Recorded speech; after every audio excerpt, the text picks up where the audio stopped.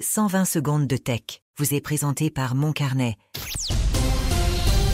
C'est l'édition du vendredi 25 avril. Tesla a lancé des tests à l'interne de son service de robotaxi à Austin et à San Francisco en mode de conduite autonome supervisée. Environ 1500 trajets ont été effectués jusqu'à maintenant par des modèles Y, totalisant 24 000 km. Le projet pilote débutera en juin à Austin. Tesla espère ensuite élargir le service aux véhicules privés. L'initiative fait face à la concurrence de Waymo, déjà actif dans la région avec Uber.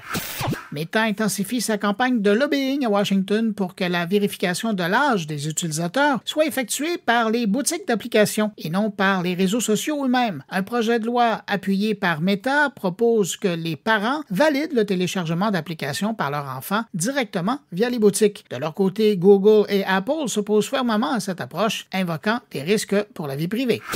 La plateforme Threads passe de l'adresse threads.net à threads.com. Ce changement s'accompagne d'améliorations pour la version web, notamment un accès simplifié aux fils personnalisés et de nouveaux outils pour créer des colonnes ou partager des publications. Et Threads introduit aussi une fonction permettant de retrouver et suivre des créateurs issus de X.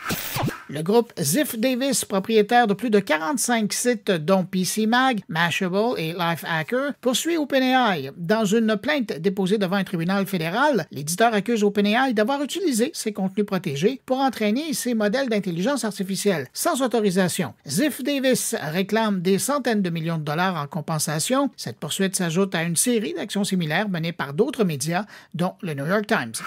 Et puis en terminant, LinkedIn étend son système de vérification gratuit à d'autres plateformes en ligne. Adobe est l'un des premiers partenaires à intégrer la badge « Vérifié » sur LinkedIn dans ses outils. LinkedIn affirme que plus de 80 millions d'utilisateurs se sont déjà vérifiés depuis son lancement en 2023. Bonne fin de semaine, à lundi. Pour suivre l'actualité numérique en profondeur, abonnez-vous à Mon Carnet. Articles, entrevues, discussions et réflexions sur le monde numérique vous y attendent. moncarnet.com